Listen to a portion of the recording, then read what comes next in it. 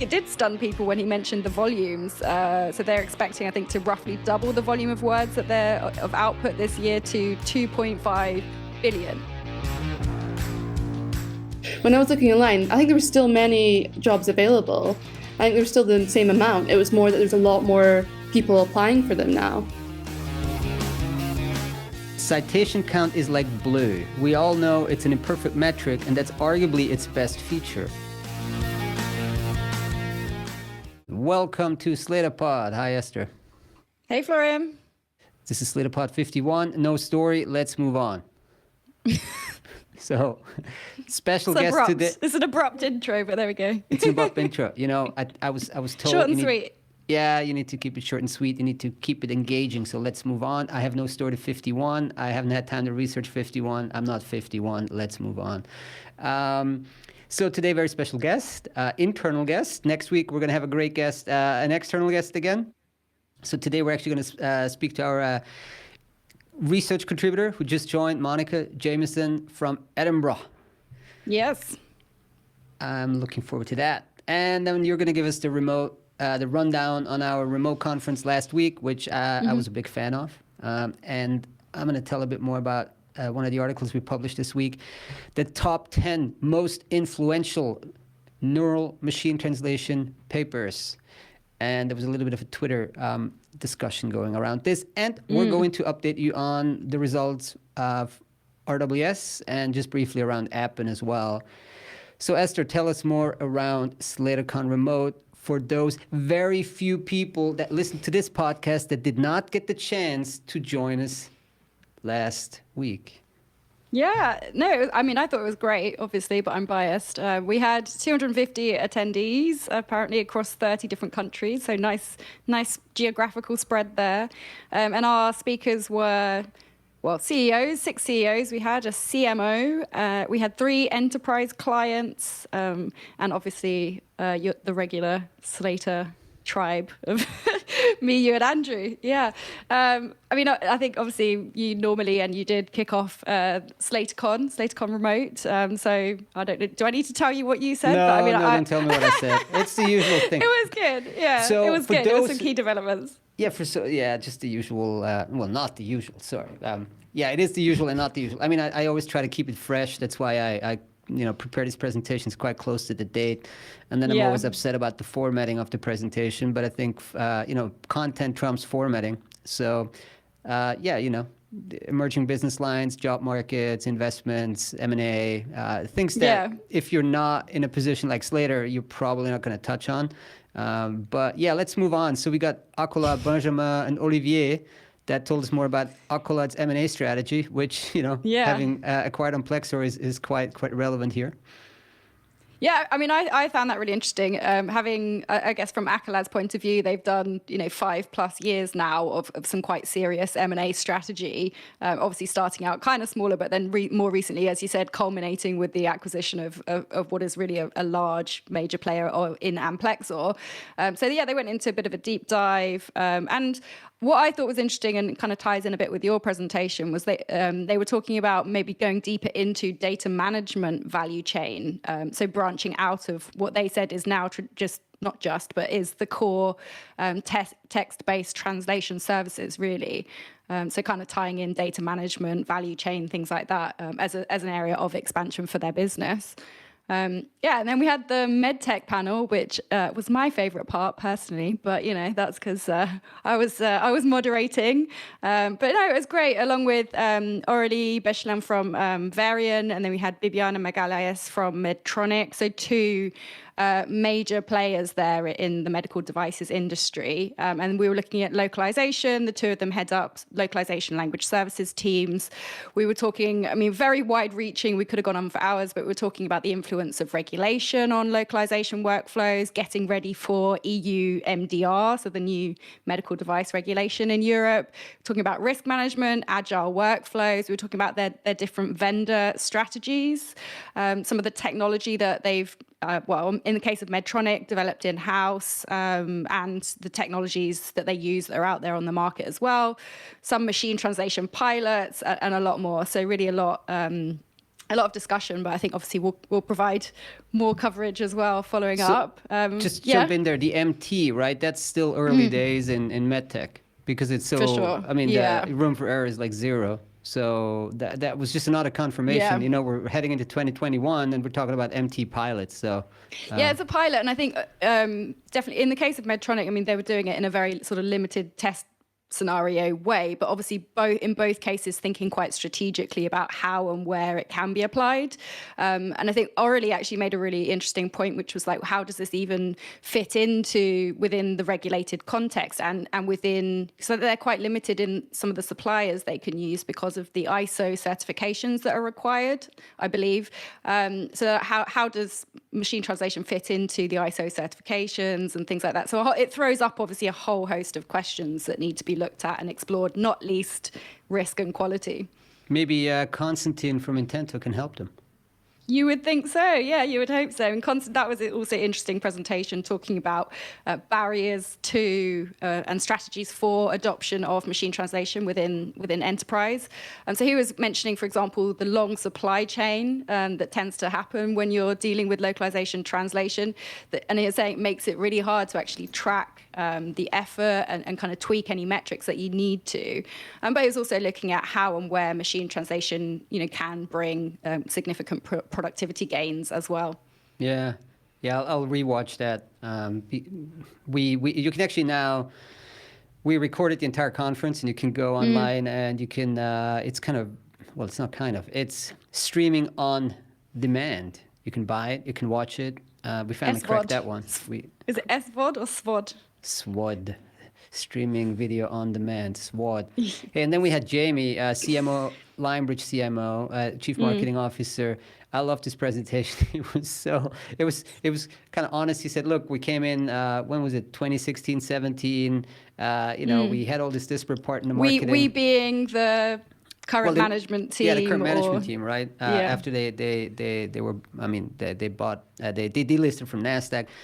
And then hey, I had all these disparate components here to my digital marketing stack and how he kind of he used some visuals. I'm going to have to rewatch that, but it was quite provocative actually, kind of coming from basically all these disparate parts, taking basically just doing a triage first, just looking at all the components and really changing the entire marketing stack and then also, he shared a lot of kind of internal results, like how, traffic spiked once they actually pulled on the, once they put some of those programs live. And what was interesting, during that whole process, they took down the entire Linebridge website once. I mean, basically, they had a bare bones 8-page version of it online. And I do remember, that was about 2.5 or 3 years ago, I looked at the Linebridge website, I'm like, where is it? Are you what is this, right?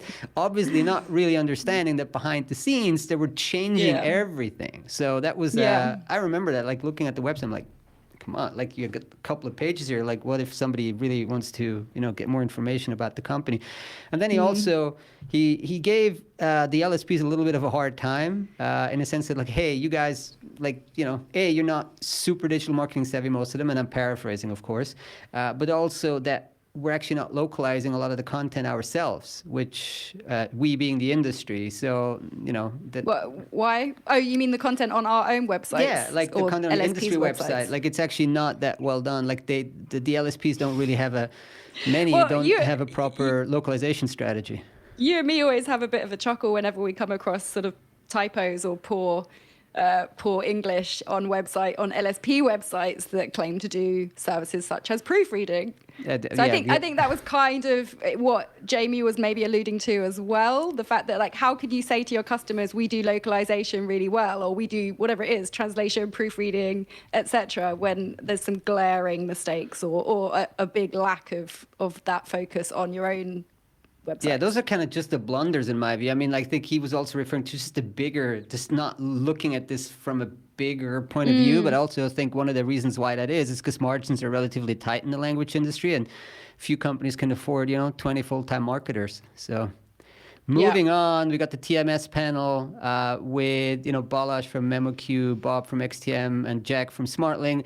There was a little bit of a, not controversy, but I like the dissenting views on, do you want to, I think Jack was we like services. We want to offer services in addition to the tech, and we also want to basically develop our NMT as own well, MT portion. And Bob was like, "Hey, we want to be pure tech, no services, and No MT. no MT, right? So we're just going to plug into those." So that was a bit of the conversation there.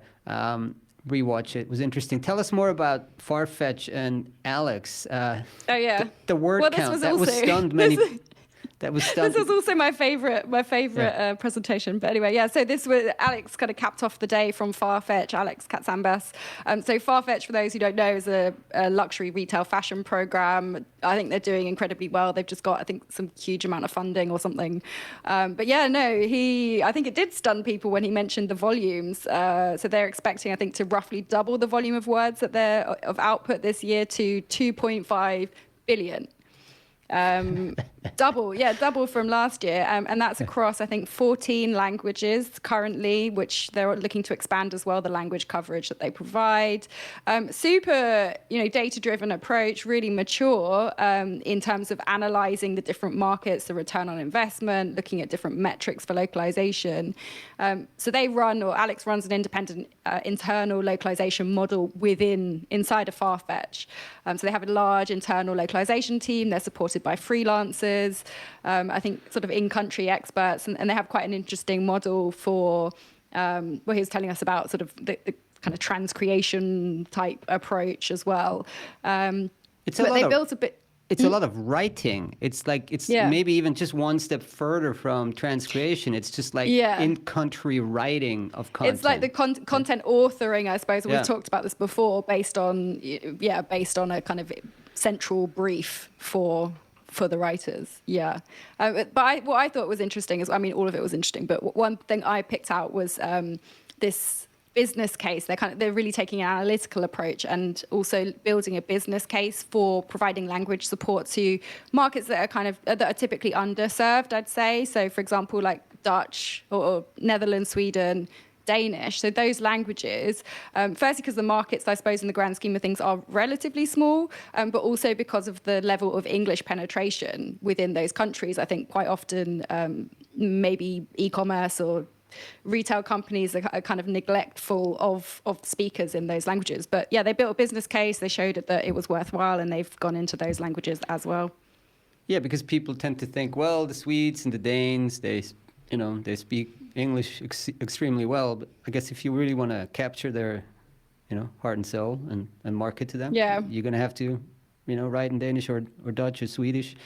They have a very advanced, very mature model also on the ROI. You mentioned it, right? The ROI calculation of local content, very sophisticated, and 2.5 billion words. That's a lot of words. Most of it is in, what was the category that most of it was in? It was in product descriptions, right? Product content. Okay, yeah. Mm-hmm. So we also shared the different levels of the different categories, like from help content, like general marketing, then product descriptions, and the product description one, that was the one with the $1 billion.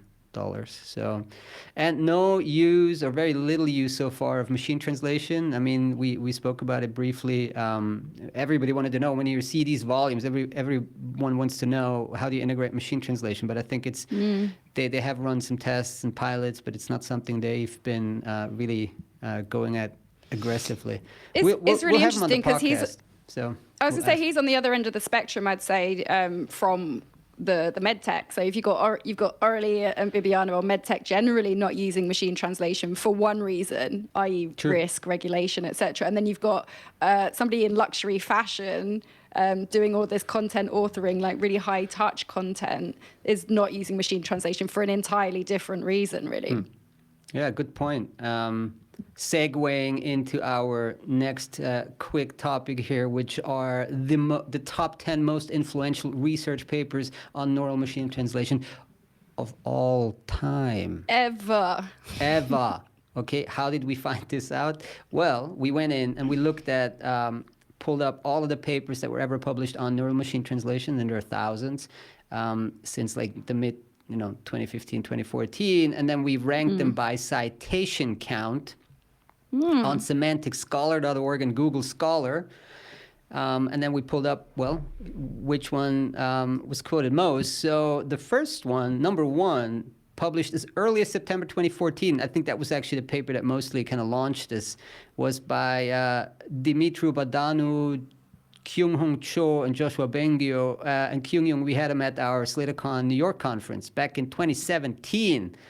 And that was University of Montreal and Bremen as well. But Montreal was really the hotbed, or still is, in AI. And that was quoted, roughly 14,000 times, like 13 on Semantic and 15,000 on Google Scholar. So kind of the outlier. That was the one that launched.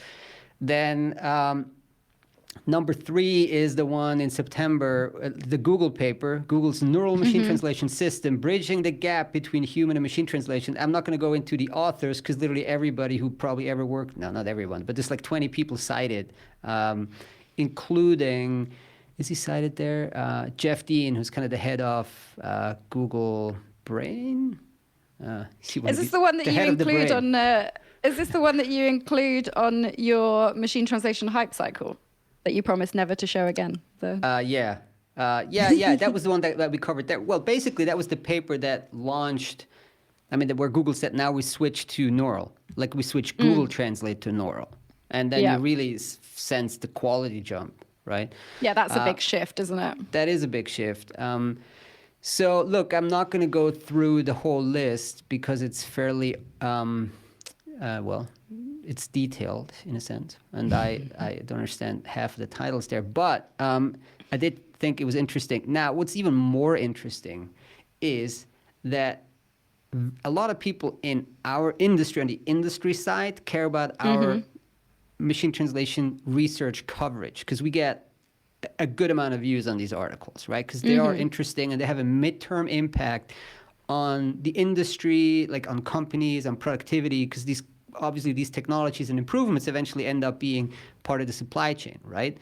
Now, what I find very interesting, that very few people in academia, including the authors of those papers, care at all, right? About what we do here, like that we summarize their papers. So I thought maybe with mentioning the top 10 most influential papers, we could grab some of their attention. Now we did we got one tweet by Matthias Müller, MT researcher at Uni Zurich. And his tweet, let me just read it. He said, a bit disconcerted to see top influential NMT papers by at Slator News. Citation count of a paper is not an accurate metric for this. How about asking MT researchers which works they think are influential? Would be nice as a contrast. A survey. Yeah, so, then I pushed back and I said, I think citation count is quite fairly, it's kind of meaningful. It's meaningful. It's a good quantitative metric. I think asking the researchers would yield a somewhat more subjective view. And then we kind of went into a back and forth. And I asked him also, like, is there any paper you're missing there? And then there was a small conversation going on also with Marcin from, who is behind the Marian NMT framework. Okay.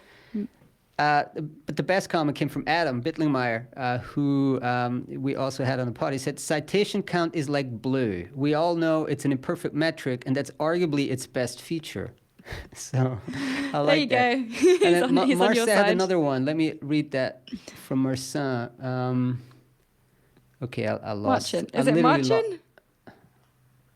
Marcin? Okay, I'm sorry if I mispronounced I think it. it's a Polish or something. Marcin. I don't know. Marcin. Oh my God. Okay. Sorry. Apologize. No, I butcher names all the time, so I'm probably wrong. So he said something like, I can't pull it up now. I'm lost in the retweets. Okay. But anyway, so go head out and like the tweet. But long story short, interesting that that the academic side of things doesn't care about being covered in things other than their academic journals. It seems. Well, they care if they don't like what you say. Not even then. Not even then You they don't don't think like so? it. No. But I mean, like, why bother pointing it out if it's like kind of irrelevant? Somebody is watching. That was one researcher that actually I even met personally. But I mean, like, imagine if we had to post the top 10 TMS systems or the top 10 LSPs. There'd be 500 comments, and but this one is like, all right, we just put like a top 10 list of your of your work there. And again, we got a lot of views from industry people, but not so much comments from academia. Anyway, interesting. I suppose it's because machine translation is not productized, is it? So I don't know, you could say for TMSs, yeah, top 10, that's an actual product. But research, you're going more on influence than on actual, product. Right? I think it's just because they're measured on different metrics, maybe. I mean, I even asked it in the tweet. I'm like, why is that? And I didn't get an answer. Maybe somebody's going to point me to an answer. I mean, also, you and I went to this research conference, remember, in Brussels? Yeah. And it's people didn't even carry business cards. It was just like, it was a totally different setup. It was, these info stands, like, what do you call them? The info posters, and it's a totally different world. Like, they don't... People didn't, it's not that they didn't even carry business cards, but a lot of them don't even have LinkedIn. Shocking. Well, maybe eventually... It is shocking. No, it is shocking. I mean, I guess if you're from a business context, they're probably like, hey, why are you doing all this glad handing and like all of this like self promotion in the business world? Like, we just want to let your work speak for itself. Yeah, we want to write our papers, and then if we're lucky, we're going to get hired by a big tech company or start our own company. Moving on to Australia very briefly, and then to RWS, which is more core. So we, just Appen published results, downgraded because of COVID, from like whatever, 130 million. That's EBITDA, that's earnings, that's profit, right? Is that Aussie or it's probably or Aussie US? dollars. So roughly 100 million to like $80 million US. They downgraded their EBITDA. Now, more interesting is they said they're not seeing the usual ramp up they traditionally see at this time of the year. So they kind of wanted to give the markets a heads up. And they're saying that COVID has clearly disrupted and reshaped the priorities and activities of our customers, their customers, the big tech companies, especially in California, they say, the home of our biggest customers, where pandemic lockdowns have recently intensified. And it has impacted our face-to-face sales and customer engagement. So this is interesting. So this is the first time I'm seeing a big company saying, hey, we can't sell as much as we wanted to, no customer engagement or less customer engagement. So, and shares dropped like 12%. And my comment would just be this kind of initial tech boost, the big tech boost from the pandemic early days is kind of over now, where it seems to be tapering off. And competition's probably waking up as well. I mean, we saw the big Lionbridge deal. So, Appen's facing probably a slightly more competitive environment. And with big tech, we also saw that in RWS's results, which came out this morning. Again, that's yesterday for, everybody who starts listening to this on for the on Friday. avoidance of doubt. Yeah. And that's pre-SDL. So those results are pre-SDL. Yeah. This is to when? To September or? September. No. Yeah. Yeah, okay. September 30th is their result period, right? So revenue is literally the same. It's 355 million pounds to 0.8 to 355.7. So they grew by. This is full year. This is full year annual. This is full year. Yeah. This is full year. This is full year. Cool. So they grew by 100,000 pounds in revenue. And profit before tax was up marginally as well to like. What is it? It's 58 million pounds. So what is that? Like roughly $90 million? Not sure. Seems a bit much. Probably a little. Yeah.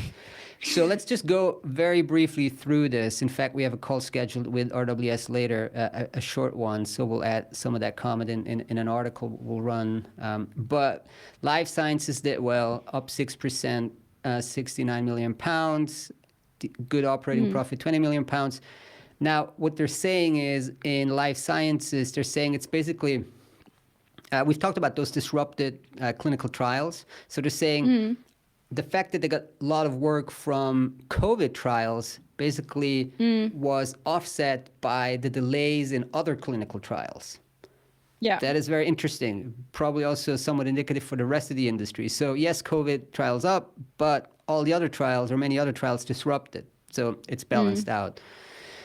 Moravia, which they say did well, up 5%, 173 million pounds, and profits up to 24 million pounds.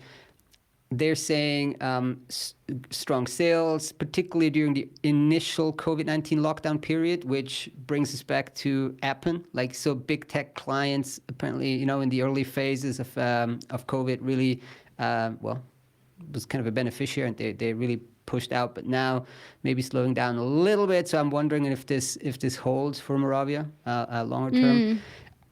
IP services was down 10% on to like 112 million pounds, very profitable to like 30 million pounds in operating profit. They're saying COVID really impacted this in the second half in the automotive, aerospace, oil and gas. Was it the patent applications? They just started to try to reduce costs. Probably didn't dry up, but just reduced it a little bit. But they got some new client wins. Iconic and Webdunia, the two acquisitions, were acquired in June. They say they're performing well, relatively small. And Outlook, they say that they're already in the Outlook. Of course, they're starting to talk about SDL as well, which they say the synergies are now, they're expecting more than the 15 million pounds. They're going to do more M&A still, RWS. And they have a new divisional structure. So very briefly, let me go through the divisional structure there. So they're moving really fast. So they're saying in 2021, they're going to rebrand. So SDL, goodbye, the brand's going to be gone. And they're going to have 4 business units. And the first business unit is going to be the IP services, RWS IP, same. The second one is going to be RWS Life Sciences and SDL's regulated industry. It's going to be one unit. Then the third one... Which is a lot of life sciences anyway, and finance and legal. And finance and legal. I'm going to ask them about this, which one they're seeing. I mean, obviously, outside of life sciences, where they're really going to put the focus. And then the third unit division will be RWS Moravia and SDL Commercial Enterprise. So that, to me, that's like everything that's global, like global business, right? So everything apart from the regulated industries. Yeah, that's the big tech accounts that SDL has, you know, where there's probably some overlap, maybe. And then the fourth unit will just be SDL's tech, so the language technology and the content technology, you know, where Trada sits, NMT, all of these other things. And each of these units, we're gonna is gonna get a managing director that's you know, has full P&L responsibility. And Azad Otam, the former CTO of SDL, will take control of IT and R&D across the whole group, and is gonna try to integrate this. So good luck with that. But it seems that they haven't announced any of the MDs yet, then, for these groups. I'm definitely gonna ask them. So announce the MDs. Yeah, those are going to be key hires in the industry, quite visible, I guess. Well, maybe not new hires necessarily. They might. Okay, new appointments. Probably. Yeah. Yeah, we don't know. Maybe they're going to hire. Well, yeah, probably going to appoint. But I mean, IP may well stay the same because IP's already its own division. Probably. And SDL's not adding much, or if anything, to that by the looks of this divisional thing. Makes sense. Yeah. It won't. We shall see. But interesting. I mean, moving very, very quick. Killing off the SDL brand very quickly, merging, and the fact that they kept Otam there from SDL, I think, and his background was like as a restructurer generally, so I think he's going to go in there. It's going to be, seems to me like a fairly aggressive integration roadmap that we're going to see. And I like it. I like the fact that they're integrating and they don't have this conglomerate of disjointed brands and leftovers. At least from like an outside perspective, you feel that it's a kind of a coherent entity. So good luck with that. And stay tuned for by the time this is out, you can read the article. So let's talk to Monica. Yeah. New research consultant at Slator.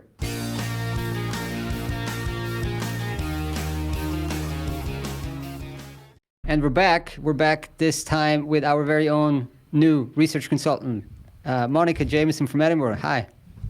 Hi there. Hey, Monica. Welcome. Thanks for having me.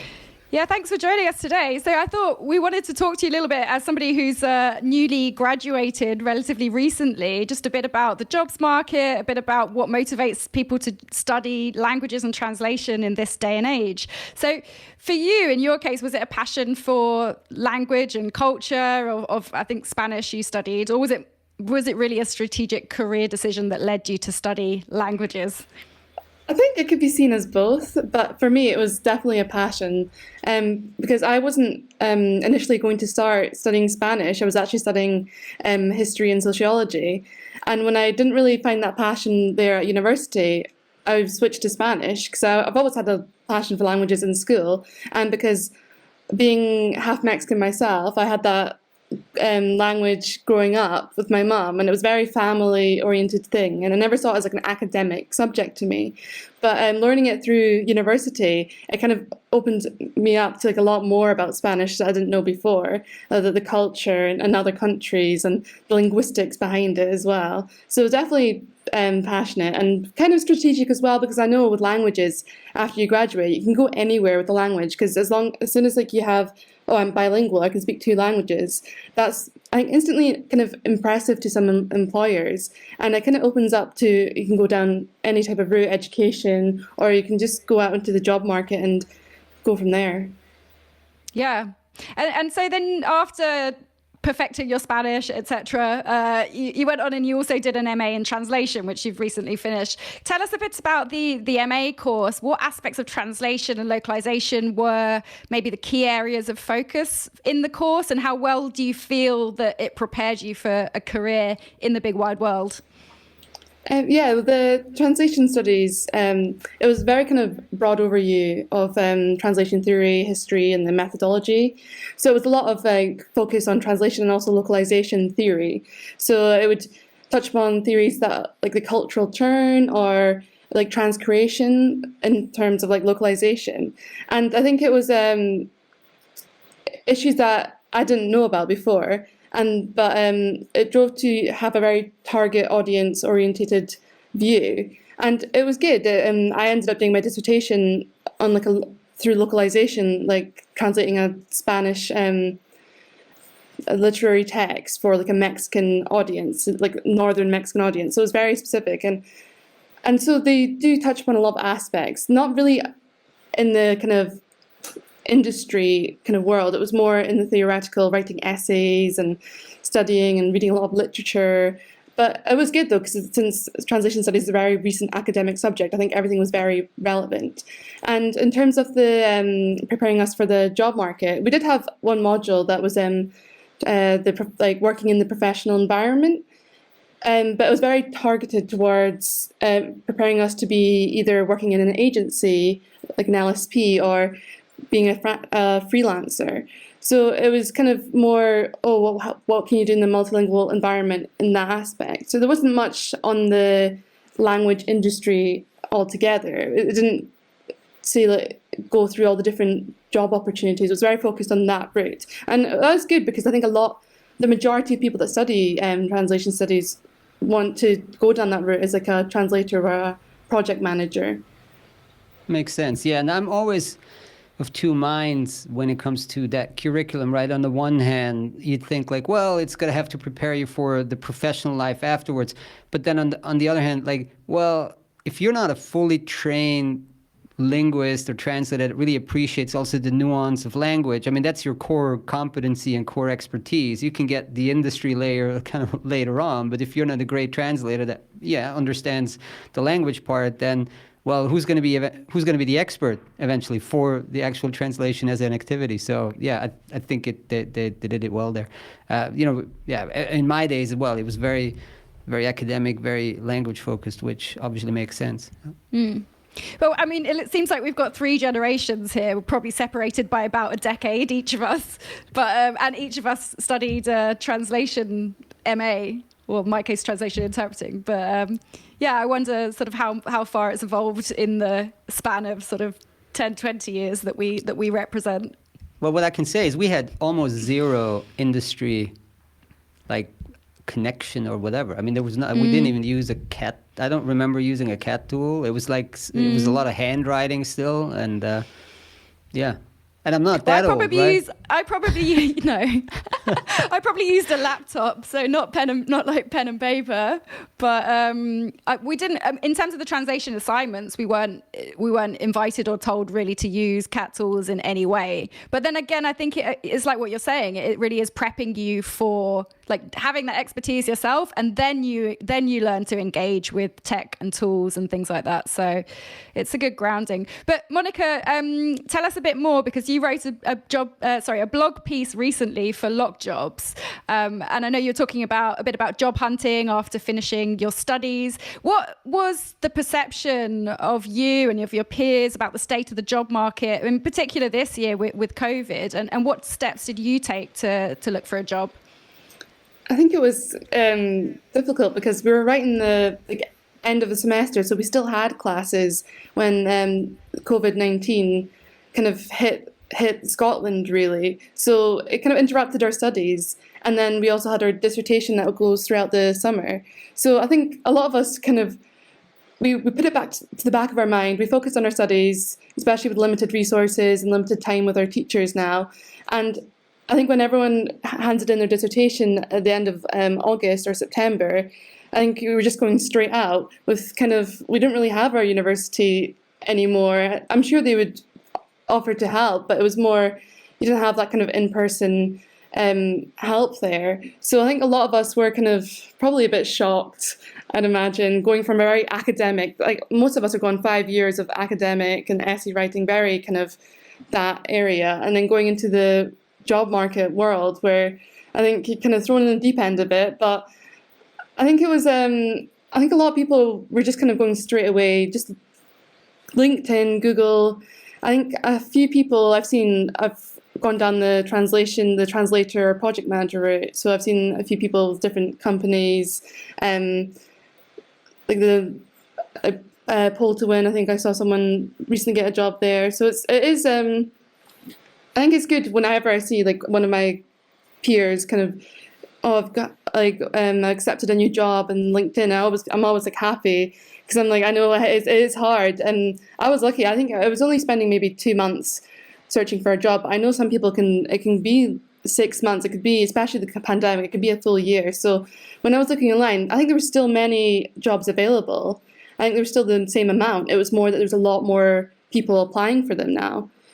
And I think you can kind of feel discouraged by like, oh, there's 100 people applying for this role. How am I ever going to get that? But I think you just have to be positive. You just have to think that, oh, everyone's in a similar stage as I am.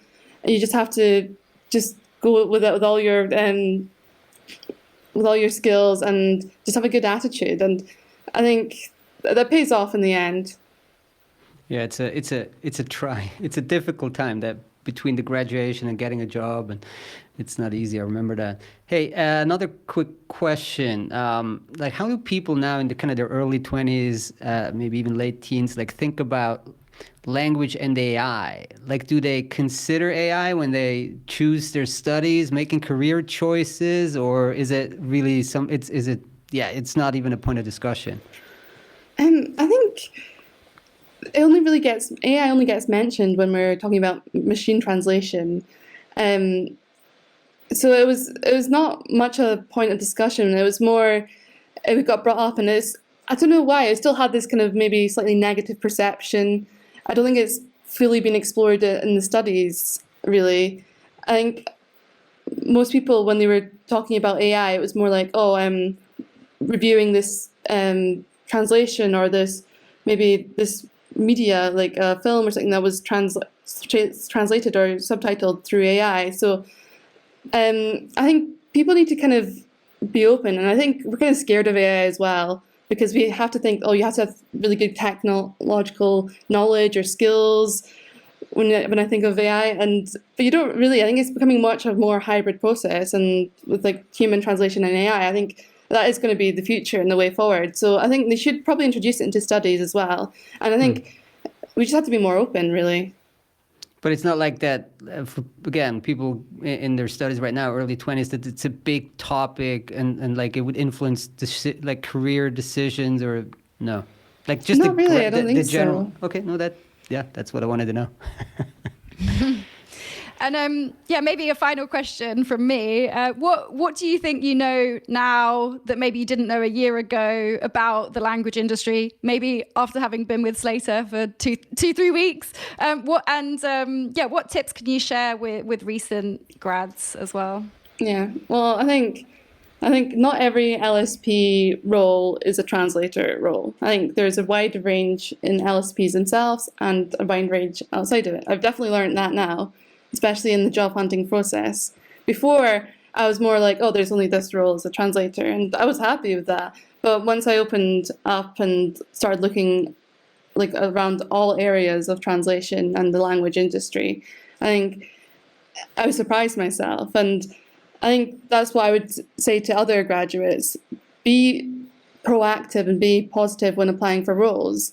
Be open to change and don't limit yourself, because you've got all that experience now. So you just need to go out and apply yourself. And language industry, there's so many roles. Maybe go abroad. Maybe I don't know how feasible that is right now, but that was definitely an option for me, going to teach English abroad, because I've always loved traveling. So I think it's just thinking outside the box, really, and always keep positive. I think that's the main reason, because I feel it can be very trying times at the moment, but graduates just be positive. Cool. Great advice. Great note to end. Thanks so much for stopping by on SlatorPod. And Thank you for having me. All right. Thanks. Bye. Bye-bye.